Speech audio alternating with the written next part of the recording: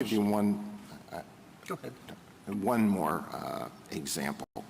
An attorney is sanctioned under Rule 11 of the Federal Rules of Civil Procedure by filing pleadings, written motions, or other papers for the purpose of causing unnecessary delay or needlessly increasing the cost of litigation. And in a particular case, the judge imposes Rule 11 sanctions and says, this caused a lot of trouble. I can tell you it caused at least 5 work days for me personally, all of this unnecessary paper. And it delayed the progress of this litigation. So I'm imposing Rule 11 sanctions. Why doesn't that fall within your interpretation of this provision? Congress created a specific safe harbor in 1515C. It's reprinted at page 17A to the appendix of our brief that specifies that advocacy or legal representation that is conducted as part of a proceeding shouldn't be understood as obstruction. So I think Congress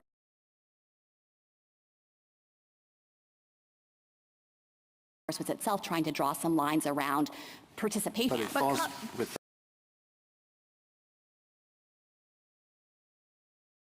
in the language, doesn't it? What kind of evidence do you typically? So the January 6 prosecutions require us to show first that the defendants had knowledge that Congress was meeting in the joint session on that day. We have to show that the defendants specifically intended to disrupt the joint proceeding. And then with respect to using unlawful means with consciousness of wrongdoing, we have focused on things like the defendants' threats of violence, willingness to use violence here. We allege that petitioner assaulted a police officer. We have focused on things like preparation for violence, bringing tactical gear or paramilitary equipment to the Capitol. And I want to emphasize, Justice Kagan, that this is a stringent mens rea requirement that has very much constrained the U.S. Attorney's Office. We've charged over 1,350 defendants with crimes committed on January 6th, but we've only had the evidence of intent to bring charges against 350 for a 1512 So how do you violation. make that decision? How do you decide which defendants get charged under this statute as opposed to not? The dividing line has hinged usually on the evidence we have of intent. So we're looking for clear evidence that the defendant knew about the proceedings that were happening in the joint session in Congress that day, clear knowledge of the official proceeding. We looked for evidence that the defendant specifically intended to prevent Congress from certifying the vote, and so used his actions to obstruct that proceeding. And then also, as I'd mentioned, the knowledge of wrongfulness or unlawful conduct can come about with respect to particular preparations that the defendants have made. And, you know, there are a number of cases where even though we thought we had the evidence beyond a reasonable doubt, there have been acquittals because there was, you know, testimony that was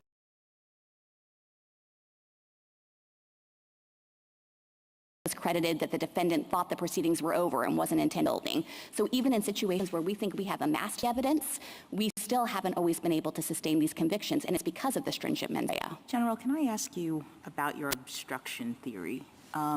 Because you said that you see 1512C as dividing the world of an obstruction, and that the nexus between 1 and 2 is the official proceeding and the obstruction of an official proceeding. I guess what I'm concerned about is how you then account for the rest of 1512, where official proceeding comes up over and over again, and particular acts that one could view as obstructing the official proceeding, like killing or threatening or intimidating witnesses, is covered.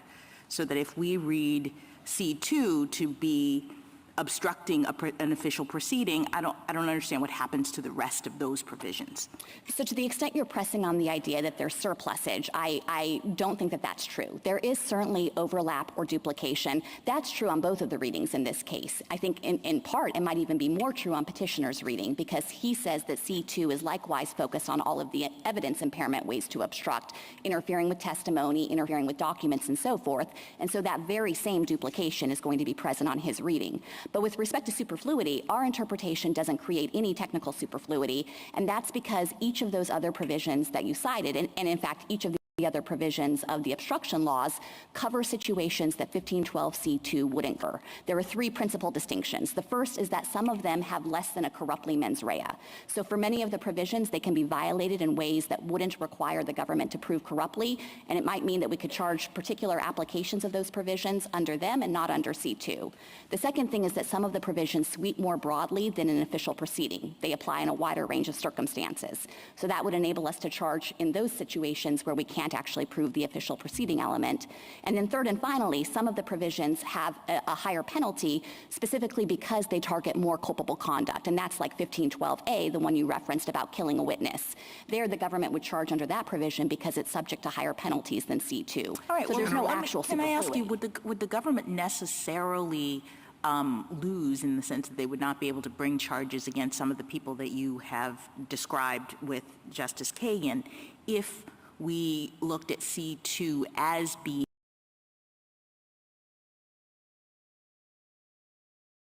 more limited, perhaps not all the way to evidence, or obstruct an official proceeding so far as it is directed to preventing access to information or documents or records or things that the official proceeding would use. I explored with Mr. Green and as did Justice Barrett the idea that to the extent that there were people who knew that the votes were being counted that day, and that's done in a documentary way in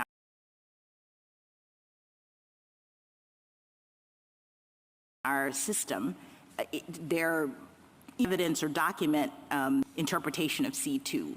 What does the government think about that? Yes, I think that if the court articulated standard that way, these would likely be viable charges. And as we note in the last footnote of our brief, we've preserved an argument that we could satisfy even an evidence-related understanding of C2, in part because the very point of the conduct when we have the intent evidence was to prevent Congress from being able to count the votes, from being able to actually certify the results of the election.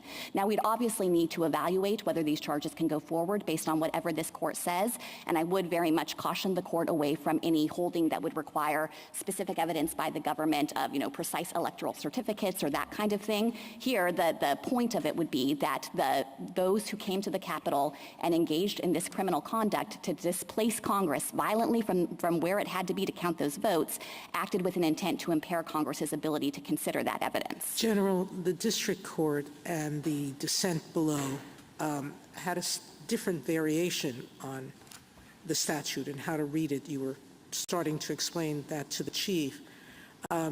Could you do it if we accepted the district court's view? I presume that you could do it if we accepted the dissent below, correct?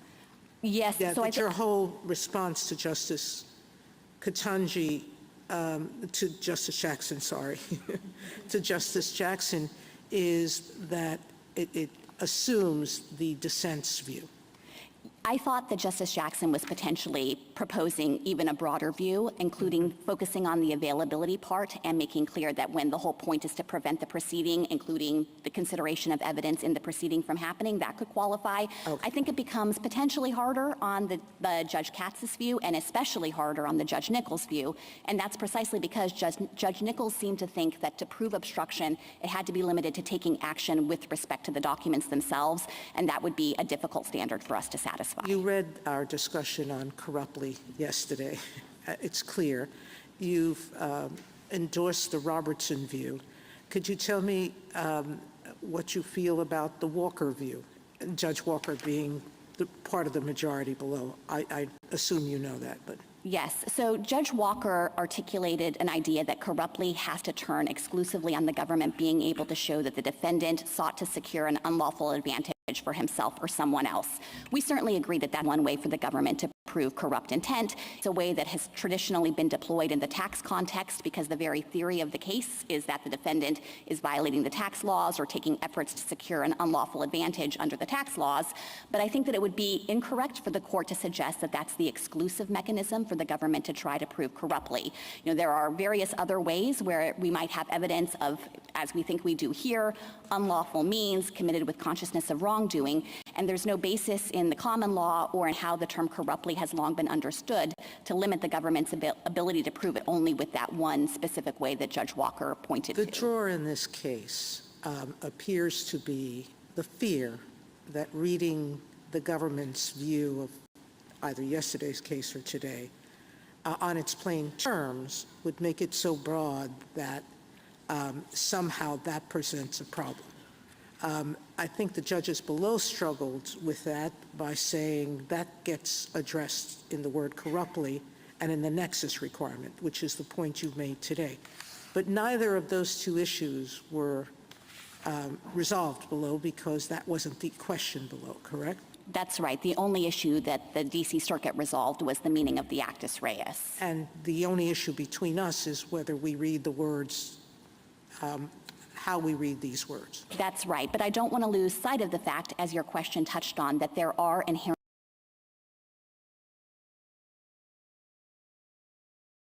constraints built into the other elements of the statute to ensure that obstruction statutes don't sweep too broadly and scoop up everyday conduct that might be happening out in the world. It has to have that tight connection, the relationship in time, causation, or logic with the official proceeding. And of course, corruptly, we think sets a very high bar, as evidenced by the fact, as I said to Justice Kagan, it's not like we can even prove it with respect to everyone who was in the riot at the Capitol on January 6th. Thank you. General, are you putting a violence requirement as an overlay on obstruct, influence, impede? And I'm thinking of some of your answers to Justice Alito's hypotheticals. It seemed like you kept emphasizing the aspect of violence that was present on January 6th.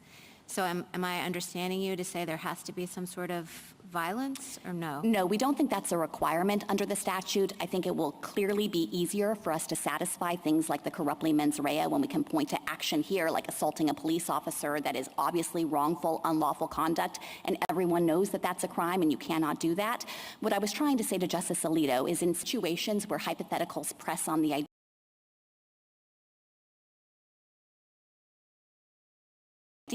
that people are engaging in conduct that maybe they think that can demonstrate that don't have the requisite consciousness of wrongdoing, that would mean we couldn't prove an obstruction charge. Thank you, counsel. I'm not quite sure I understood the answer you gave earlier about whether or not you've previously used C2 in this type of case. Have you done that before or not? We have charged C2 in situations that don't involve evidence impairment, and the litigating position of the department has long been that, as its plain language suggests, it covers myriad ways of obstructing. I'm not aware of any other factual circumstance or event out in the world where we could have proved all of the elements of Section 1512C2 beyond the cases where we've brought those prosecutions. So, just so I understand, the prosecutions are limited in what way? They're limited to a requirement that the specific people had in mind an official proceeding. So that would take out the category of hypotheticals where, maybe you're protesting a branch of government, you're outside this court, but you don't have this specific argument in mind.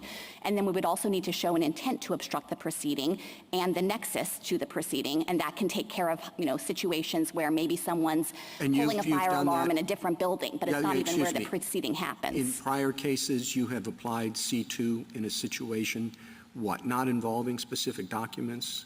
Correct. So things like tipping off someone to the existence of a grand jury investigation, or the identity of an undercover officer, or creating a fake court order that has nothing to do with the evidence in the case, but is just prompting the litigant to dismiss a pending mandamus petition. And your friend points to an Office of Legal Counsel opinion from 2019 that I haven't looked at it yet, but I will. It says it is consistent with Judge Katsas's opinion below. So that advice that was offered to the Attorney General and never adopted as a formal position of the Department of Justice related to distinct issues that arose out of the special counsel investigation and distinct issues that involved the Office of the Presidency. I don't think that it would be right to suggest that the memo took any firm stand, although it did suggest that maybe 1512C2 should be understood more narrowly, but it certainly didn't represent any formal adoption of that position, and that would have been inconsistent with how the government has always litigated under C2. What constitutes a formal acceptance of OLC opinions? I should probably know the answer to that one as a matter of DOJ policy, but what I can tell you is the reason I'm saying that wasn't an official position is because it specifically said there's no need to go down the road of even deciding exactly what 1512C2 covers, because even assuming that it covers the full range of obstructive conduct, the allegations, according to the memo, didn't satisfy the standards there. So it ultimately just punted on the issue and said it's not necessary to engage with that issue further. Thank you. Justice Thomas? General, You said, as I understand it, that you have applied C2 in previous cases? That's right. We've applied it in cases that do not fit the evidence impairment model that petitioner is urging on the court here. And it's not just C2, Justice Thomas, but it's the omnibus clauses of 1503, 1505, 7212. You know, these are statutes that use the exact same verb those phrase. Those are fine, but C2. Yes. I'm not clear as to whether or not the specific instances in which you have used C2. Because you seem to think that or argue that C2 is a standalone provision almost. We think that it covers the full range of obstructive conduct that's not covered by C1, of course limited by the requirement of an official proceeding. So if you have applied C2, have there been previous, other than the D.C. Circuit, previous courts of appeals that have looked at this? Yes, and the uniform consensus among the Court of Appeals has been that C2 is not limited by this kind of evidence impairment gloss that petitioner is asking the court to read into the statute. There has been no Court of Appeals that's gone the other way. We cite a string side of them that have recognized, looking at the plain language of this provision, that it sweeps in the myriad forms of obstructive conduct. So much of your argument seems to hinge on this being fairly clear, your interpretation of C2. Yes, we certainly think we have the best of the plain text. Okay, if we think, if I happen to think it's more ambiguous, what would your argument be? So what I would say is I think that if you look at the terms in the statute themselves, that the plain language of the statute supports our view, but it doesn't end there. And I have mentioned several times the other provisions in 1503, 1505, but we think that's actually really relevant because Congress wasn't writing on a blank slate when it enacted 1512C2. It's not like it just thought of for the first time this verb phrase obstructs, influences, or impedes. That wasn't taken out of the ether. That was a well-established term, verb phrase, and obstruction law drawn from those other statutes. And as this court has said many times, when Congress takes a phrase like that, it brings the old soil with it. And so Congress would have clearly known that the courts, this court and lower courts, had interpreted the omnibus clause in those other statutes to encompass the full range of obstructive conduct. That's also consistent with all precedent, as I mentioned to you earlier. So I think when you put it all together, there's no real ambiguity here. We clearly have the best reading. And the only other thing, the icing on the cake, if I could, is that if actually what Congress wanted to do is write a statute that focused only on evidence impairment, there was a really clear and obvious way to do it. Congress could have just tacked on a residual clause to C1 that says, or otherwise impairs evidence. It would not have used this oblique reference of otherwise and then used a term that had a well-settled meaning in obstruction law to sweep more broadly to try to convey that type of limited scope. It would just be nonsensical for Congress to draft that way because it would be so readily misunderstood. And in fact, every lower court has understood Congress to have legislated more broadly here. But that's beginning to sound more like a contextual argument, which you seem to eschew in this case. Well, no, I think actually that the statutory context and history does bear weight here, and we think that the roots of this language and those other obstruction provisions help fortify or reinforce how the court has always understood the plain language. Justice Alito?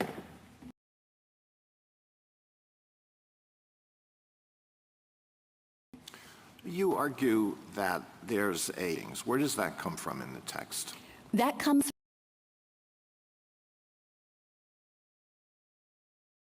from the verb phrase obstruct, influence, or impede, which we hinders, makes difficult, persistently interferes with. This is the kind of, the verbs themselves we think inherently contain this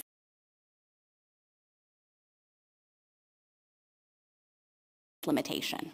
There can't be a minor impediment? That if you look at what Congress was going to do as a whole, the lead term here is obstruct. These were various ways of trying to capture the world of obstructive conduct, and I think that that adequately conveys the idea that some kind of very minimal, de minimis interference doesn't qualify. Well, it didn't stop with obstruct. It added impede. But what is the meaning of, how would you define a minimal interference? I suppose a jury would have to be charged on that. In order to prove that the person violated this provision, you must find that the person committed more than caused or intended to cause more than a minimal interference. How do you define it? So I think, to the extent that this would come up in actual prosecutions, and I'm not aware of any, but if this came up, then I think that it would be the defense theory. It's possible that the court could decide it as a matter of law if, in fact, it was so minimal it doesn't fit within the statutory terms themselves. And I recognize that maybe there could be gray areas about the nature of the obstruction and whether it really satisfies the actus reus. I think that is properly a subject What about for the the jury. example I gave you about the 5 protesters in the courtroom? Is that minimal? I think that sounds minimal to me. I mean, it sounds to me like if it hasn't actually forced any substantial halt to these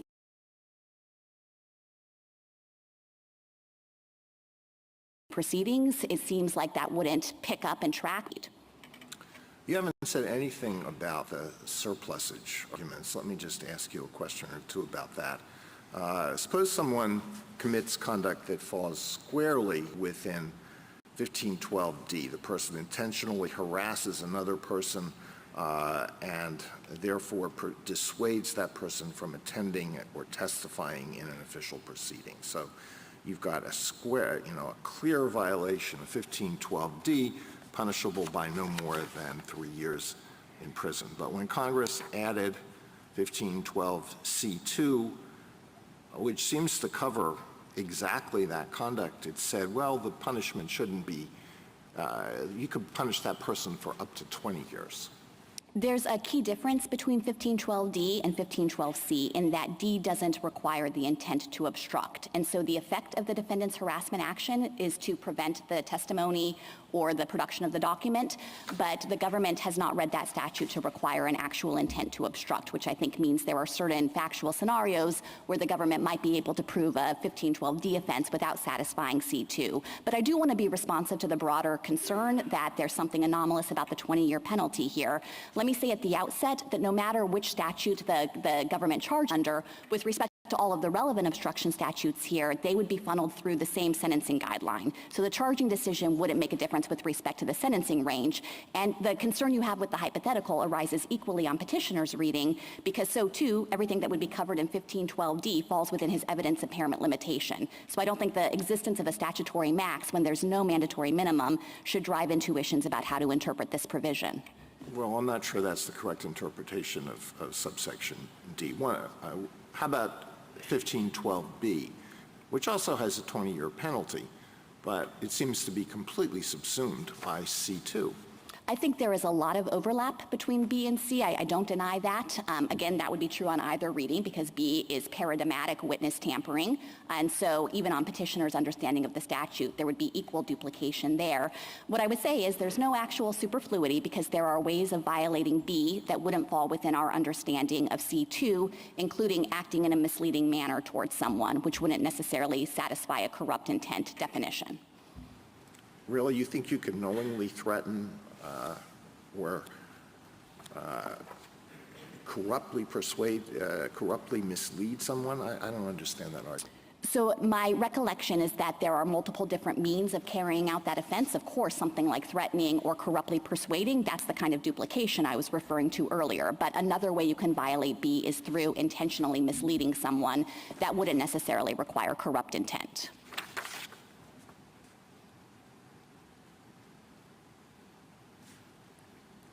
Okay, thank you. Sorry, one more question. I was struck by the contrast between your argument here that the court should read in a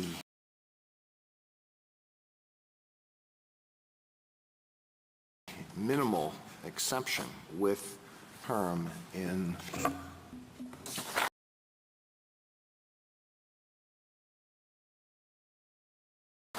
Muldrow versus the city of St. Louis, where it has to be significant or not. And you said, no, it doesn't have to be significant because, quote, the text likewise admits of no distinction between discrimination that results in a significant or insignificant disadvantage. So in Muldrow, you told us, no, don't read in an atextual requirement of significance, but here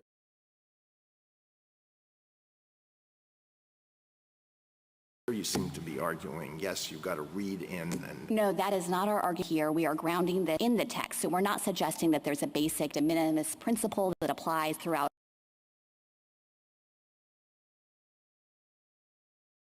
all the various legal statutes that are out there, not in what that word conveys. Thank you. Justice Sotomayor? I know the Risch case because I decided it. However, the tip cases, are they in your briefs? We cite Ahrensfeld. That's the case where a subject of a grand jury investigation was tipped off about the existence of the investigation, but there was no, kind of material impact or clear evidence of impairment of the evidence or availability of testimony or physical documents. And there are a number of cases in that line, including, I don't think we specifically cited, but it includes the disclosing the identity of an undercover officer. Where do I find those? We would be happy to supply additional citations if you're looking for them. I believe that the D.C. Circuit decision as well cited a range of C2 cases and made clear that they didn't cover evidence impairment. Thank you. Justice Kagan? Mr. Green referred a few times to 1519 and basically said, well, that's supposed to be the catch-all provision, the omnibus provision. Why are you asking 1512 to do the same thing that 1519 is supposed to do? So that's one question I have for you. And the other question I have is just, you've referred a number of times to other omnibus provisions, 1503, 1505, what's the tax one, 7212, 26 U.S.C. 7212. If we go down Mr. Green's road in terms of importing other limits from other places in the statute, are any of those likely to be challenged in the same kind of way, or are they written sufficiently differently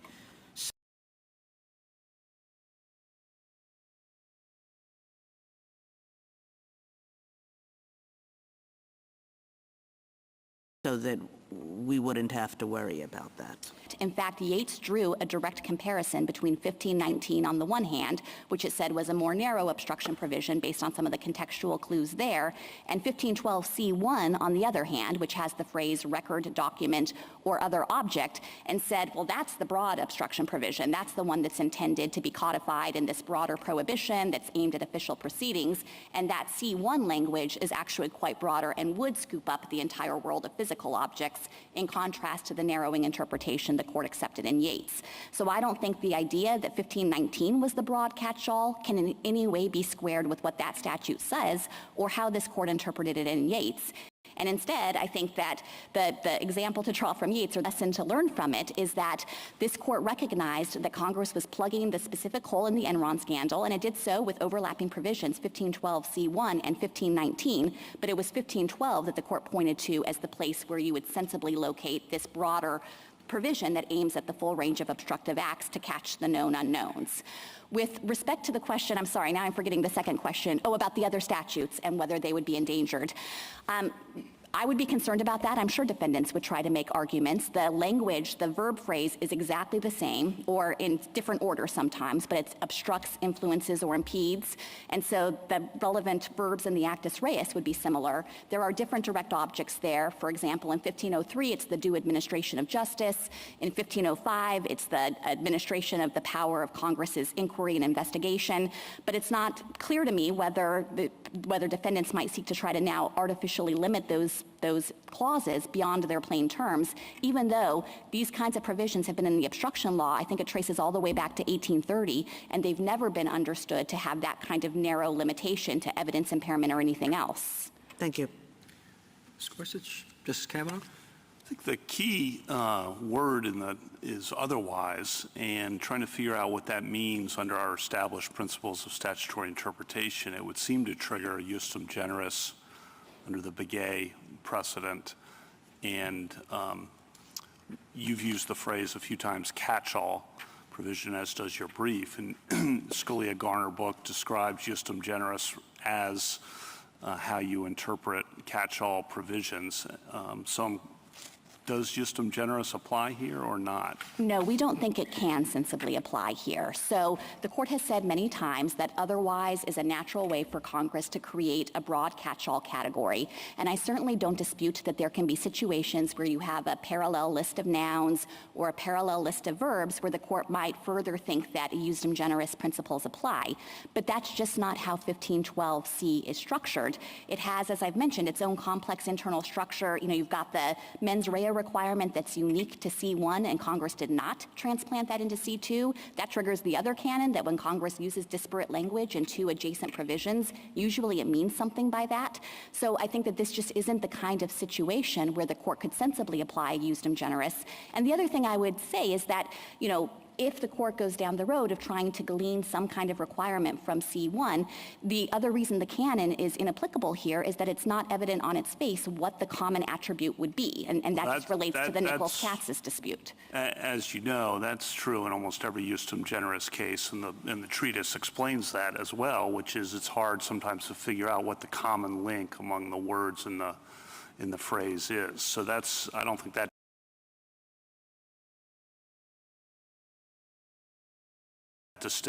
point, I don't think, distinguishes this case from other.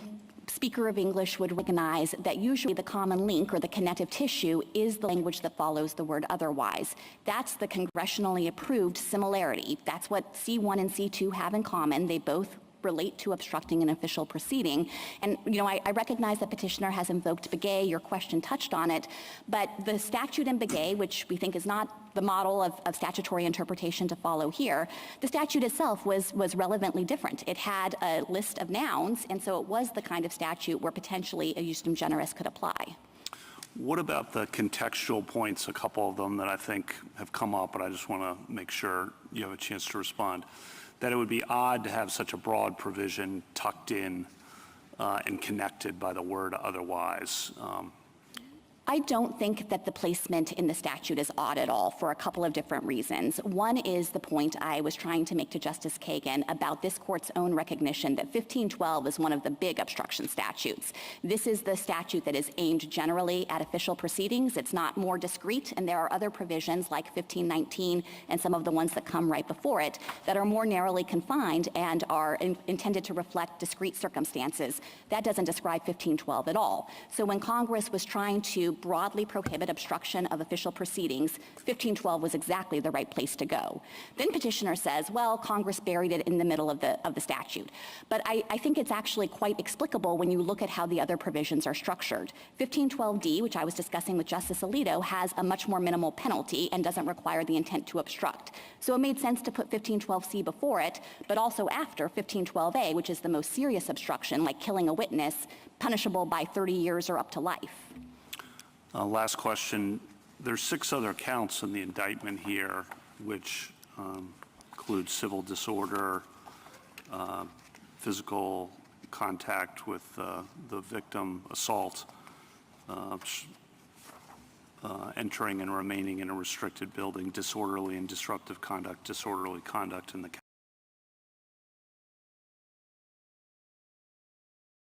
Capitol building. And why aren't those perspective, given that they don't have any of the hurdles? Because those counts don't fully reflect the culpability of petitioner's conduct on January 6th. Those counts do not require that petitioner have acted corruptly to obstruct an official proceeding. And obviously, petitioner committed other crimes that we've charged and that we're seeking to hold him accountable for. But one of the distinct strands of harm, one of the root problems with petitioner's conduct is that he knew about that proceeding. He had said in advance of January 6th that he was prepared to storm the Capitol, prepared to use violence. He wanted to intimidate Congress. He said they can't vote if they can't breathe. And then he went to the Capitol on January 6th with that intent in mind and took action, including assaulting a law enforcement officer that did impede the ability of the officers to regain control of the Capitol and let Congress finish its work in that session. And I think it is entirely appropriate for the government to seek to hold petitioner accountable for that conduct with that intent. And are the sentences, the sentence available is longer for this count than for any of the other counts or all of them together? The statutory maximum is higher, but after a recent decision in the D.C. Circuit, which held that a particular sentencing enhancement doesn't apply, that was the Brock case, I believe the sentencing range, the guidelines range for the assault count would actually be a higher guidelines range. And just to give you a sense, for a typical January 6th defendant, someone who doesn't have a prior criminal history and who committed violent conduct at the Capitol, accepting responsibility, I think the average guidelines range or the range that would yield is 10 to 16 15 months of imprisonment. For someone who didn't commit violence, it would be 6 to 12 months of imprisonment. We've looked at the average sentences here. There are about 50 that have gone to sentencing, conviction and sentencing on just a 1512C2 is the only felony, so I think that's the best way to gauge it. This was when the sentencing enhancement did apply, so the ranges were higher. The average sentence among the approximately 50 people is 26 months of imprisonment, and the median has been 24 months. So there's no reasonable argument to be made that the statutory maximum here is driving anything with respect to sentencing. Thank you. Justice Barrett? General, I want to ask a clarifying question about the distinction in the government's charging decisions between C1 and C2. Actually, let me make that stronger, not charging decisions, like what you could charge under the statute. So as you pointed out to Justice Kavanaugh just now, C1 has this additional mens rea requirement, but there is overlap if you read otherwise obstructs, influences, et cetera. Broadly, it would encompass, frankly, even on the other reading, it would encompass things like alters, destroys, mutilates, et cetera. But you wouldn't have to prove the extra mens rea. I thought I heard you say, and I just want to clarify to Justice Jackson earlier in the argument, that the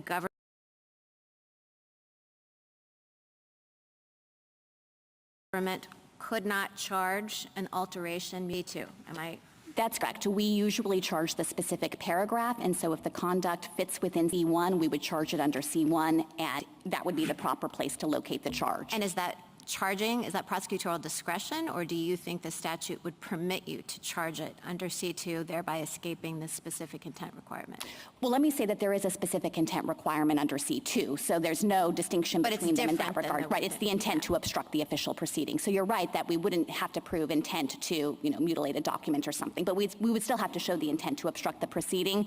This is pressing on, honestly, what's a difficult question about means versus elements, and I think the best reading of the statute is that these are different elements because they have these different actus rei, they have the different mens rea requirement, the mens rea requirement that's specific to C1. They each independently prohibit attempts, but it's a hard question ultimately. And if we charged under the wrong paragraph accidentally, I think we could usually say that that was harmless error or else recharge under the correct paragraph. Okay, let me ask you a question that kind of gets at some of the same points that Justice Alito's questions were getting at.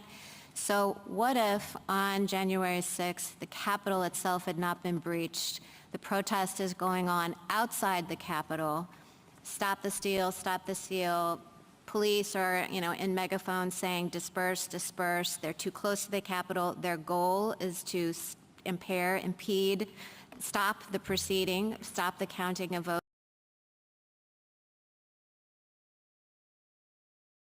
votes. Does that violate the statute in your view? The question would be whether we could satisfy the nexus requirement and show that actually the natural and probable effect of that conduct would be to have some effect on what's going on in the Capitol and in the mind run.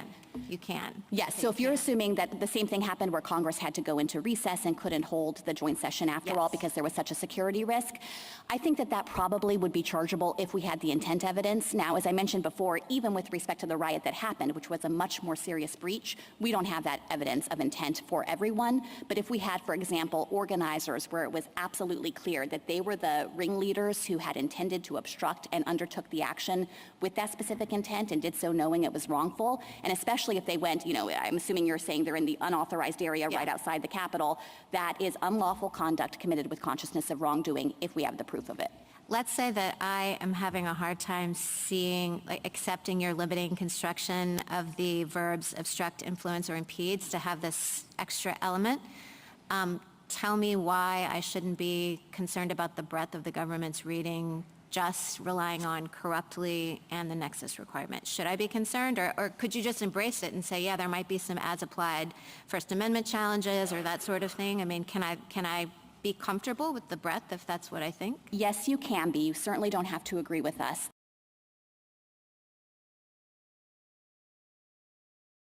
That a de minimis hindrance wouldn't qualify. If you thought that this was in the statute, obviously you'd have to have the official proceeding. I think the nexus requirement could be somewhat harder to establish in a circumstance where you might not think that the natural and probable effect of the conduct is going to be to obstruct the proceeding.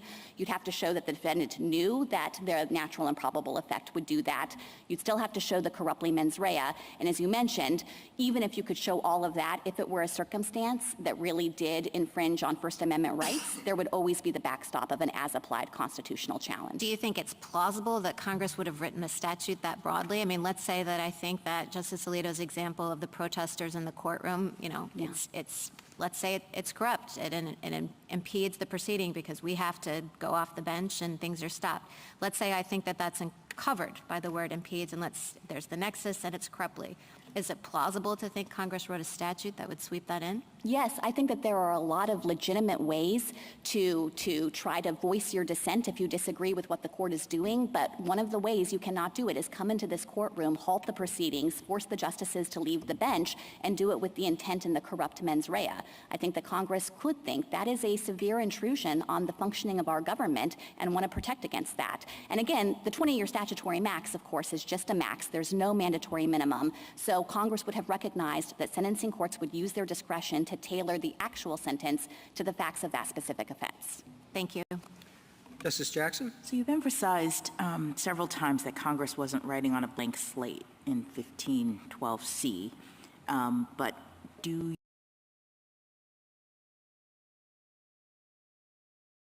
you dispute that it was writing, it was in the wake of Enron, there was document destruction, and, you know, there was nothing, as far as I can tell, in the enactment history as it was recorded that suggests that Congress was thinking about obstruction more generally. They had this particular problem, and it was destruction of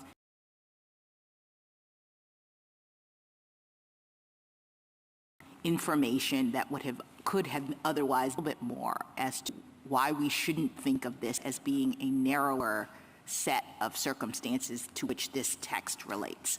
Sure. And, you know, I'd start by saying that we, of course, acknowledge that the immediate impetus for adding 1512 to the statute was to close the Enron loophole. It was a glaring loophole in the coverage of the obstruction laws that it wasn't a crime for you personally to destroy the document, and the government had to charge people for instead persuading other people to destroy documents. So that was front of mind for Congress, and Congress wanted to address it. It did address it with C1 and with 1519 separately. But I think the best way to look at what Congress was doing in light of that context is to consider the fact that Congress went further and enacted C2. The broader lesson Congress took away from Enron is that when you set out in advance to try to enumerate all the various ways that official proceedings can be obstructed, things will slip through the cracks. You can't Let me always just ask you foresee this. it. Was C2 enacted at the same time as C1? Yes, it was. And so why couldn't the broadening relate to other ways in which one might prevent a proceeding from accessing information? So one is documents, records, and other objects, but the known unknown, we don't know, you know, could it be intangible, for example, that C2 is sort of getting at when one gets at physical objects? I guess I'm struggling with leaping from what's happening in one in the context in which it was actually enacted to all of obstruction in any form. So I think the reason why we wouldn't suggest that the context could bear that narrower reading is because of the actual language that Congress used. If it was really just worried about other kinds of record-based, proceeding-based, evidence-based ways of obstructing, then there were easy templates to add that in as a residual clause to C1. There was no need to have this entirely separately numbered prohibition, and especially there was no need to use the well-recognized verb phrase obstructs, influences, or impedes, which was clearly drawn from these other omnibus clauses that sweep more broadly. So I think we think that it's perfectly consistent with the statutory history here to recognize that after Enron, what Congress thought is, we don't want novel ways that we aren't thinking about of obstructing a proceeding to not be a crime. We do want to cover the waterfront of obstructive conduct with the backstop of a corruptly mens rea, the limitation to an official proceeding, and so forth. And that's exactly what the words of the statute say. Thank you. Thank you, counsel. Rebuttal, Mr. Green? Justice Sotomayor, a defendant who tips off a grand jury witness or tips off the targets of a search warrant is someone who is certainly attempting to impair the integrity or the availability of evidence and would be covered by C2. Just as somebody who creates a document and then that document is shown to counsel, and counsel withdraws a mandamus petition, has in fact created something that has caused an interference with an official proceeding. I heard my friend say twice in response to your questions, Justice Gorsuch and Justice Barrett, that C2 would cover peaceful protests as long as she could demonstrate, or the government could demonstrate, that there was the adequate mens rea and a nexus. As to nexus, let's look at what 1512F says. For the purposes of this section, an official proceeding need not be pending or about to be instituted at the time of the offense. There is no nexus. Congress has written it out of the statute right there. If the J6 defendants came on January 5th and did all the kinds of things that they did, maybe one would hope, but if it had happened that way, it would still be a C2 violation. With respect to the corruptly mens rea, Justice Kavanaugh, you asked a question yesterday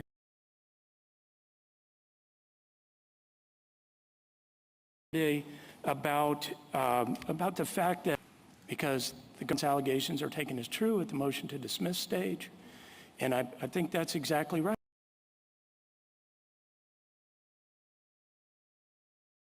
And that's why it's not a break at all, or if it's any kind of break, Fisher have to sit and go to trial and seek to win on a Rule 29 motion because the government hasn't proved their mens rea. The same is true of First Amendment defenses if peaceful protesters are charged with C2. My friend referred to 1503 and 1505, other statutes within, and a number of the justices have pointed out that there are much lower penalties for significant crimes. I would point the court to 1752, which is civil disobedience in a restricted space, which is what Mr. Fisher is charged with. That's a misdemeanor. If you cause substantial bodily injury, that is a 10-year maximum penalty. The government wants to unleash a 20-year maximum penalty on potential peaceful protests. That in and of itself is a bad idea because it's going to chill protected activities. People are going to worry about the kinds of protests they engage in, even if they're peaceful, because the government has this weapon. Finally, I think we haven't touched very much on the breadth of influence because that's one of the words that's used in C1-2. And that would not only would it be peaceful protest, it could be advocacy, it could be all kinds of lobbying. Those things would be covered as well, we've pointed out in our briefs. Then finally, I would say to the court, let's not forget that civil proceedings are covered here. We would submit civil evidentiary proceedings, but civil proceedings. So the government is suggesting that the court should unleash a 20-year maximum obstruction statute on civil litigation in federal courts. I submit and we would submit that is a very serious tool to put in the hands of prosecutors. We urge that the court reverse the D.C. Circuit. Thank you, counsel. The case is submitted. The Honorable Court is now adjourned until tomorrow at 10 o'clock.